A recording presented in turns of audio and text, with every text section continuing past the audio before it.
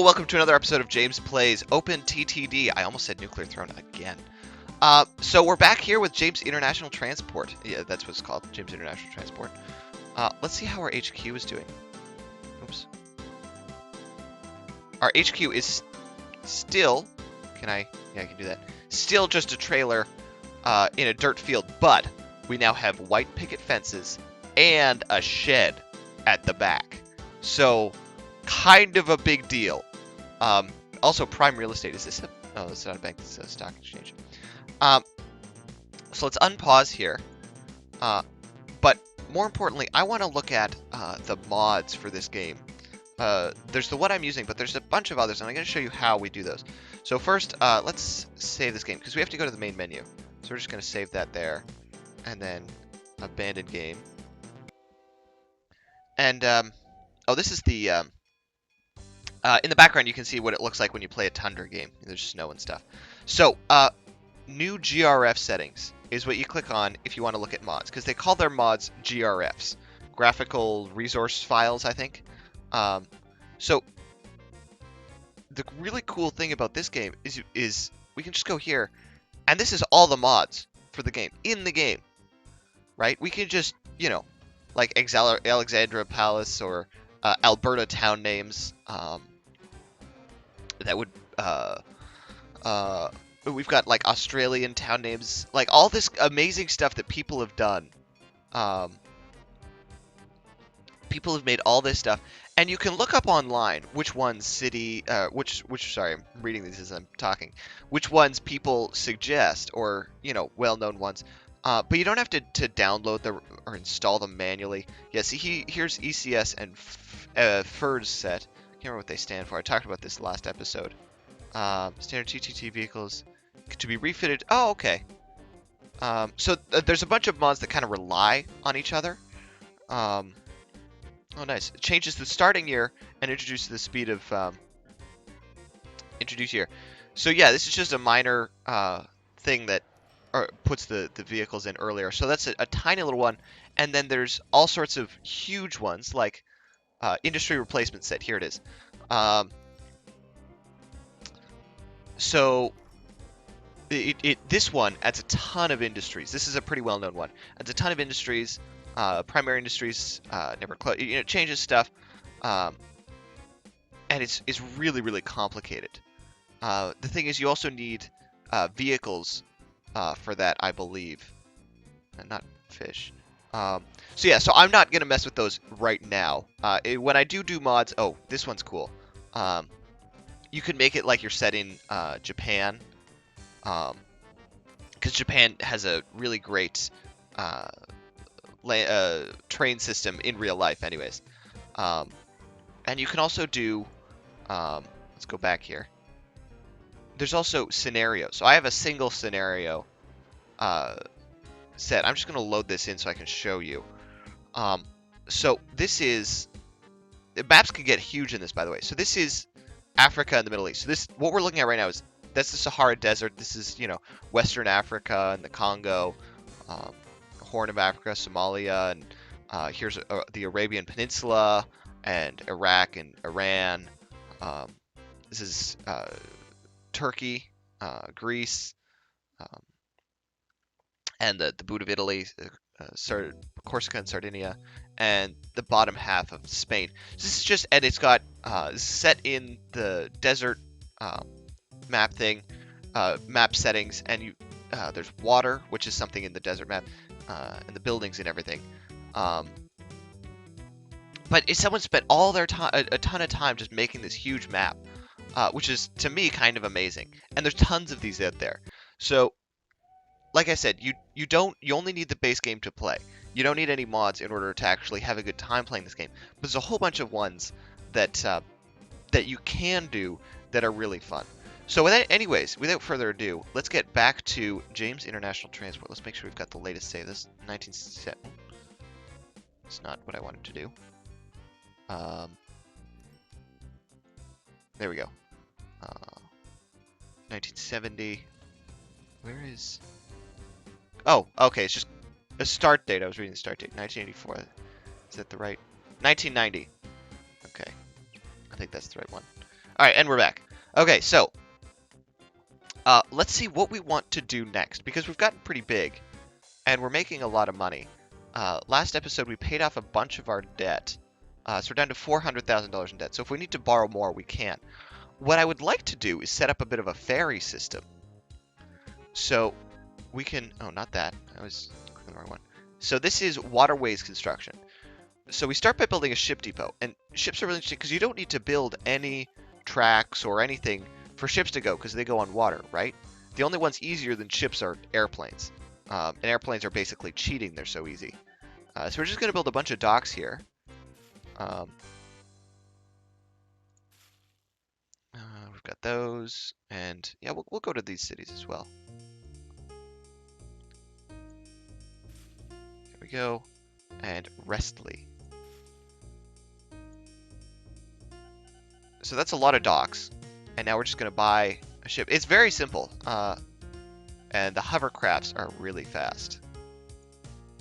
We're going to go here, go. It's just going to go around in a circle, pick up all these people, and we'll make a ton of money. I generally don't use ships or airplanes much. Because I find they are kind of too easy. And again, like I said before, this game really is a sandbox. We need to turn that off. That's getting annoying. No, we wanted to go to Radingsay. And then start the Trent Minister, right? Okay. And off you go. And we can like get like 20 of those, and there will always be people. In the meantime, I'm going to turn off that back into settings. Where was that? Accounting. No. Company. Where was that? This is bad. I can't find where it was before. News. No, not interface. News. Show finance. There we go. Okay. A lot of interesting stuff here. Because the economy is actually kind of like living, right? It's not just a static economy. You know, taking people and industries from place to place will affect the world economy, not just your economy. I wish there was a graph we could look at, you know, the greater economy. But so these cities are going to be doing pretty well in well, except for these two aren't really connected to the network. In comparison to, you know, the rest of the world. Like these guys were kind of just stagnant, right? And we can watch this. This ferry is going to fill up to full capacity every time, and it's going to make us a bunch of money. So we're going to clone a couple of those, and that will kind of just be a background money maker for us. Close that. Clone you. Can I hold down? Oh, not enough cash. These are also expensive ships, by the way. Now, hovercraft are not cheap, but they will make back their income. They will pay it back in dividends. All right. So we're coming to pretty close to the end of what I would normally do in a game. This is a pretty basic game. We've covered most everything except airports, and I'll show that in a minute. But I just want to talk about competitors. Now, you can have competitors in the game, and there was a settings menu for yeah, so the Admiral AI is one that I've downloaded. The game doesn't come. This music seems a little loud. I've got to set it down. Maybe it's just loud in my headphones. I don't know if you can see me turning down the volume here. I had to change the recording settings for this slightly, mess around with it, so you may see some things that are not the game, but don't worry about that. So the game doesn't come with any AI on its own. Wow, that's a lot of passengers. You have to get them yourself. But again, it's super simple with the way I just showed you earlier. Admiral AI is, I think, the best one. It's kind of considered to be one of the best in the game, or out there. There's other ones that do better for specific purposes. However, Admiral AI is kind of just a general go-to, and it will build everything, right? You can restrict it, but it will know how to do airports, ships, trains, cars, all that stuff. Some AI, they don't know how to do airports, for example, so they just won't. Um, Now, playing with competitors is very different because this has been a kind of a laid-back sort of casual game. When you're playing with a competitor, it gets a lot more interesting because you actually have to be on your toes, right? Like, I built up James Central City, but they could just swoop in with an airport and take all my business away, right? So it gets much more competitive, but it's fun in a different sort of way. Um, Anyways, the numbers of passengers here are obscene. I think we're gonna clone this train real quick, because we are rolling in bank, or making bank. Is that what the kids say these days? Making bank. Where is our depot? It's along here somewhere. There it is. And we're gonna clone you, and we're gonna clone you again. And now we are no longer rolling in bank, as we've just spent a ridiculous amount of money on trains. So the other thing is I kind of built this up as a bit of a tutorial sort of thing, so I slowly added on to it. I didn't really plan this out much from the beginning. If we do another game, we will likely plan it out a lot better from the beginning, meaning that this James Central City will not be kind of haphazard, and I won't make that same double track mistake. Instead, I'll start with our hub city, and we'll go out. Ooh, Asia Star. Yeah, sure, why not? If you'd like to see me continue playing this game, and continue expanding into this map, because there's still a lot we can do and a lot of cool stuff we can develop. I forgot about our coal mine here. They come out with, yeah, they haven't come out with monorail yet. Come on, it's 1992. Where's my monorail? We haven't done any airports. We can. It's not that interesting or exciting. You know, maybe I'll just do one. Airport construction. And we are going to do... Can we build a heliport? Helicopter airports. Yes, we can. Okay, we're going to do helicopters, because they're basically the same. And this will go from James Bay to James Central City. So we're going to have you... James City... Oh, see, there's our local authority refuses to allow this. The local authority doesn't like me? Atrocious! Well, that is... We're going to build a statue of the company owner. Oh, we don't even have enough money for that. Oh, well... I guess we'll just have to spam trees. Sometimes you can bribe them. I always find that really funny. There's an option to bribe the local authority, but you can get caught. The stuff they thought of in this game is just...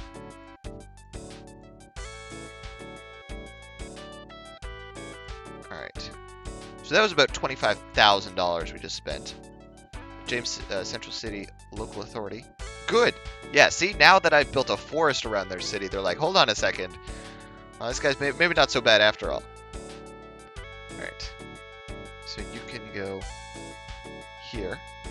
And so we need that heli depot because with airports, they come with their depots in them. All airports have a depot attached to them, except the very smallest, I think. Heliports... So we're going to build a heliport. It's just a building with a helicopter pad on top, so that doesn't come with a depot. But the heli station and the heli depot do. And I'll show you. See that little building there? It looks like a depot, and then they've got it on larger airports and giant airports. So also different airports unlocked based on different times in the game. But we're just going to do a helicopter here, and James City. We build you there. Yeah. Or James Bay, rather. So many cities named after me. I'm just such a famous guy that it's hard to keep track of. Alright, new aircraft. I guess we're going with that one. It's the only one we can. And you're going to go from here to...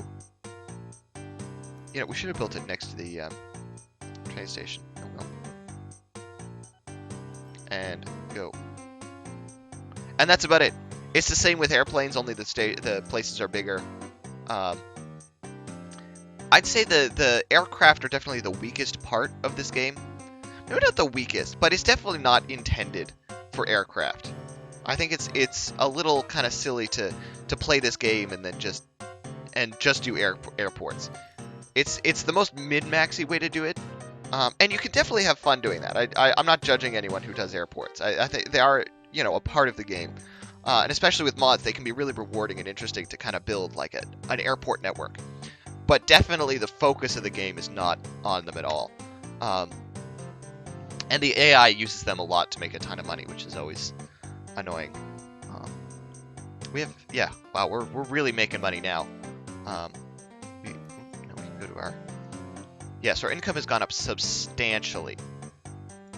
And let's look at our delivered cargo. Yeah, so as the amount of people we deliver goes up, so does our money. Gee, I would have never figured that one out. Um, yeah, no, we're just making tons of money now. So we're gonna pay off the rest of our loan, and we're good to go. And we still got $500,000. So now we can look at our company value rates, and see we've just shot through the roof. We're up to, what is that? Whoa, almost $2 million. Our company's worth. So if we sold it, we'd have $2 million. Starting with only a small loan. All right. Well, this is going to be a slightly shorter episode, but I think that's going to do it for now. This is the end as far as of my recording session today, and I think this will be the end of our first block of OpenTTD. This is definitely not the end of OpenTTD. You will see much more of this in the future. Probably doing some multiplayer, which is really, really cool. Playing against AI maybe, trying out different mods. I know there's like an Industrial Japan mod, or suite of mods you can get so that you're in Japan at the after the Meiji Restoration when they're building trains and stuff, and all sorts of really, really cool stuff we can do. And this is the vanilla game, and it's even this is just a ton of fun. So I implore you, check out OpenTTD. It's free on the vast reaches of the internet. They've got a website out there where you can download it. Not complicated to get it, to figure out how to start running it. And after watching these videos, I hope you understand a bit more about how the game works and how you can play it, how signals work, and trains and cars and all that stuff, and helicopters too. So thank you so much for watching. Leave your comments and suggestions in the comments. This is like I said in another series, it's a very small channel, so everything you leave for me, every input you give for me is received loud and clear, and I can definitely tailor the channel a bit to what you guys want to hear. So with that, thank you for watching, and I'll see you next time.